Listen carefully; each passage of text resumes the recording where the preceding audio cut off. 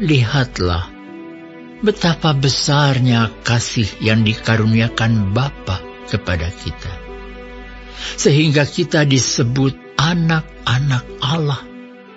Dan memang kita adalah anak-anak Allah. Karena itu, dunia tidak mengenal kita, sebab dunia tidak mengenal Dia. Saudara-saudaraku yang kekasih, sekarang kita adalah anak-anak Allah, tetapi belum nyata apa keadaan kita kelak. Akan tetapi kita tahu bahwa apabila Kristus menyatakan dirinya, kita akan menjadi sama seperti Dia, sebab kita akan melihat Dia dalam keadaannya yang sebenarnya.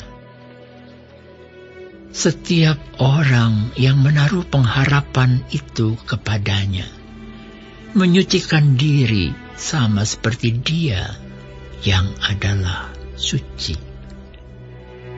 Setiap orang yang berbuat dosa melanggar juga hukum Allah, sebab dosa ialah pelanggaran hukum Allah. Dan kamu tahu bahwa Ia telah menyatakan dirinya supaya Ia menghapus segala dosa. Dan di dalam Dia tidak ada dosa.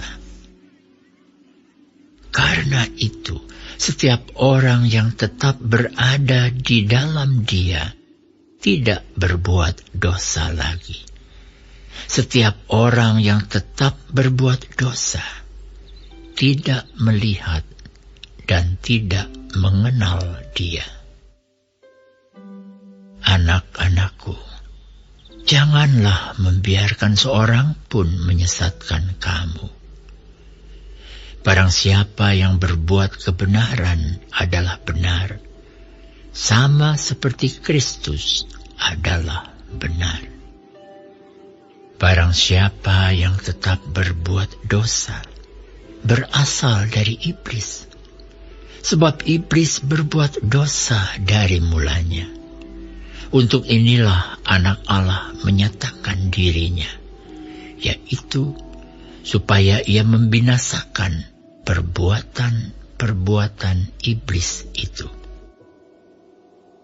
Setiap orang yang lahir dari Allah tidak berbuat dosa lagi, sebab benih ilahi tetap ada di dalam Dia, dan Ia tidak dapat berbuat dosa, karena Ia lahir dari Allah. Inilah tanda-tandanya anak-anak Allah dan anak-anak iblis. Setiap orang yang tidak berbuat kebenaran tidak berasal dari Allah. Demikian juga barang siapa yang tidak mengasihi saudaranya. Sebab inilah berita yang telah kamu dengar dari mulanya, yaitu bahwa kita harus saling mengasihi. Bukan seperti Kain yang berasal dari si jahat dan yang membunuh adiknya. Dan apakah sebabnya ia membunuhnya? Sebab segala perbuatannya jahat dan perbuatan adiknya benar. Janganlah kamu heran, saudara-saudara, apabila dunia membenci kamu. Kita tahu bahwa kita sudah berpindah dari dalam maut ke dalam hidup, yaitu karena kita mengasihi saudara kita. Barang siapa tidak mengasihi, ia tetap di dalam maut.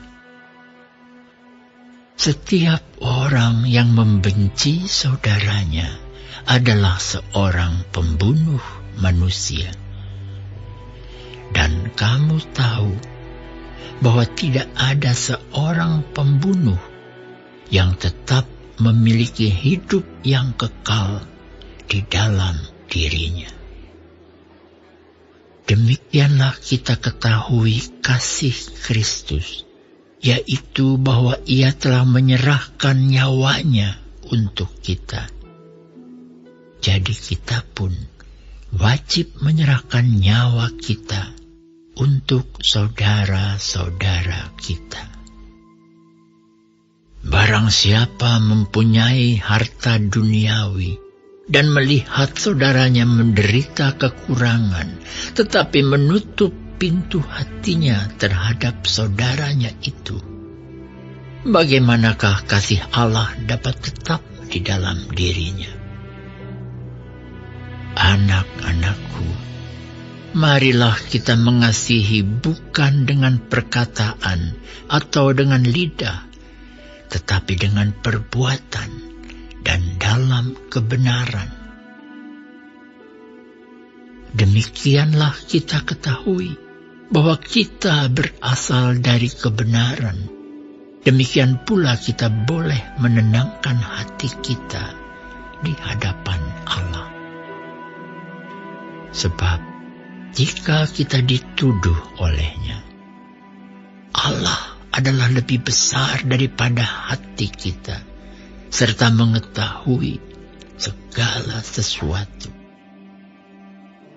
Saudara-saudaraku yang kekasih, jikalau hati kita tidak menuduh kita, maka kita mempunyai keberanian percaya untuk mendekati Allah. Dan apa saja yang kita minta, kita memperolehnya daripadanya, karena kita menuruti segala perintahnya dan berbuat apa yang berkenan kepadanya. Dan inilah perintahnya itu, supaya kita percaya akan nama Yesus Kristus Anaknya, dan supaya kita saling mengasihi sesuai dengan perintah yang diberikan Kristus kepada kita. Barang siapa menuruti segala perintahnya, ia diam di dalam Allah, dan Allah di dalam dia. Dan demikianlah kita ketahui bahwa Allah ada di dalam kita, yaitu Roh yang telah Ia karuniakan kepada kita.